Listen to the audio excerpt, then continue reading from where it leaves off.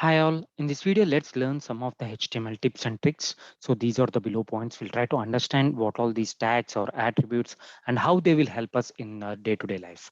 So let's get started.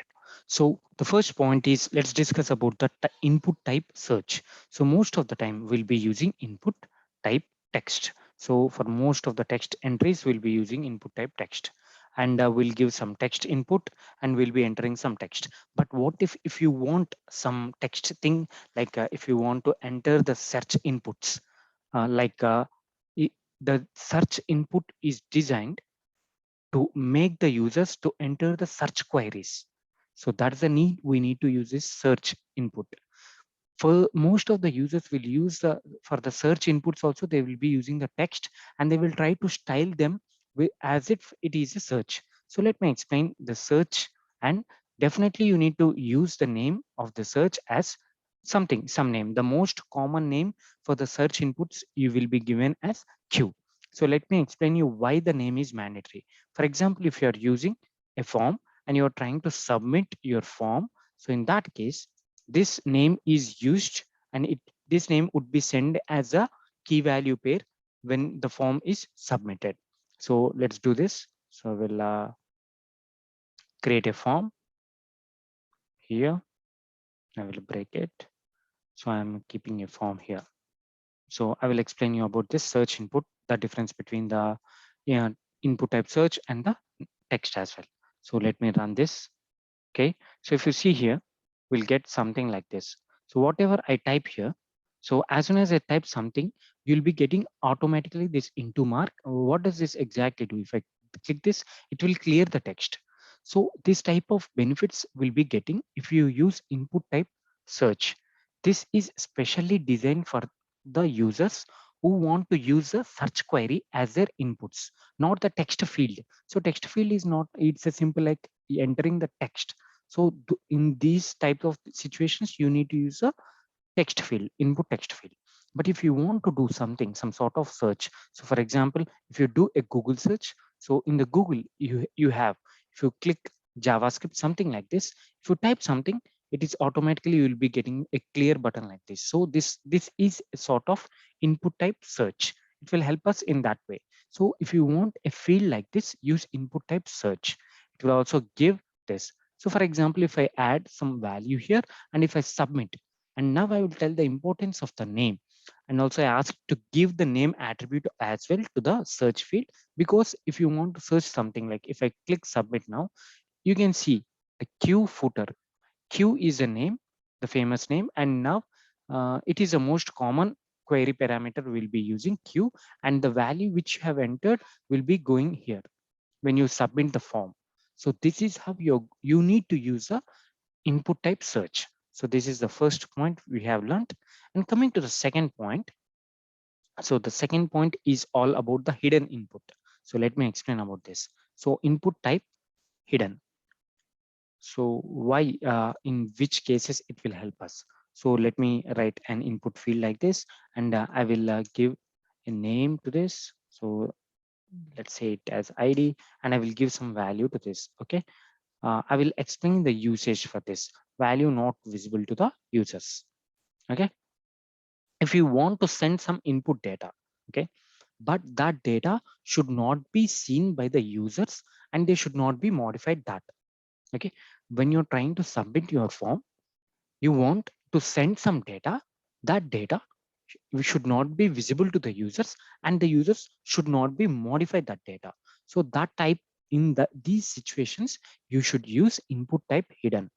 Here this field will not be visible by the users, but when you submit the form, you can send this value as a key value pair to the backend. So generally we'll be sending the automatic generated IDs for the content.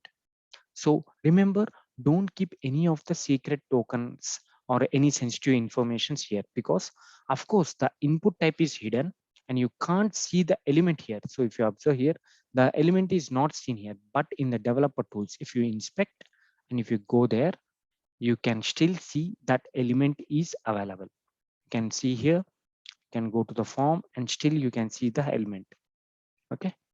So That's the reason don't give any of the sensitive information, but use this input type field hidden when you want to send some data to the backend where there's such data the users no need to show that data, so they don't bother about that data. So like encrypted data or auto generated unique IDs, so these type of data they should not modify and there is no purpose to show them. So in these situations you can use this input type hidden. So coming to the third one, so the third point which we are going to discuss, so how to implement the native accordion. So accordion we know, so it would be collapsed and expanded. So how to create that with the help of the HTML tags? For that we have an details tag. So details is a main tag and the immediate children for the details should be the summary. So this should be summary element should be the first child of the details. It means like let's do this like a accordion header.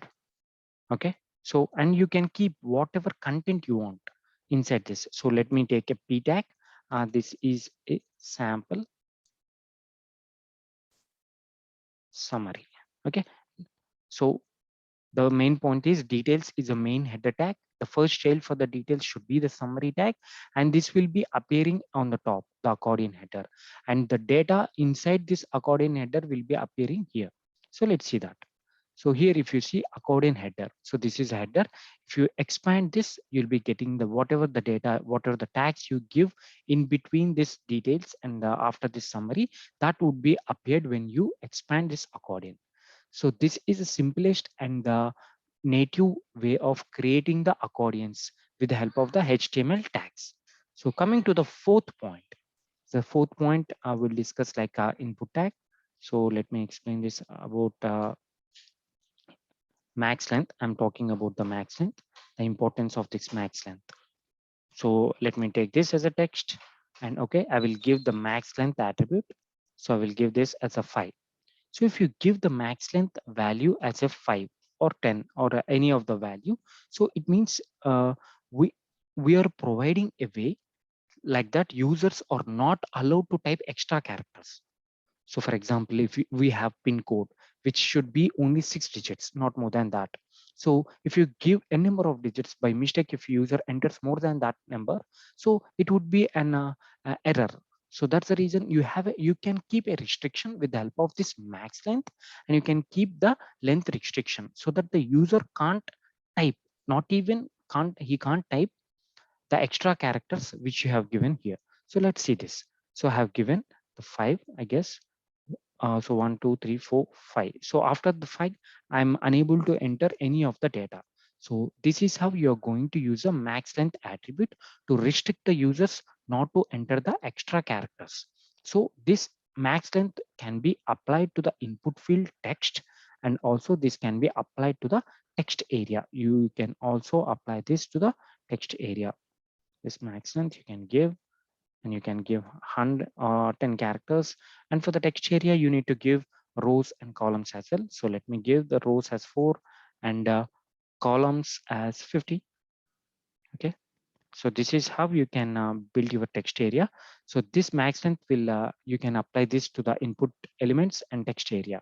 So let's see this for the, yep, here you can enter the data. So this is a text area. So this you will be getting in the text area. Entire code was appended here. So usually this would be the text area. The max you can enter, what is the max data you can enter, that would be given here. Okay. So this max length attribute can be used to the input field and the text area. So these are some of the points which we have learned in the HTML tips and tricks part 1 video. So like this, I will do a series and I will try to explain all the attributes and the elements wherever the purpose we are going to use and what is the exact usage of that elements. So hope you understand the video. Thanks for watching. Please subscribe for more.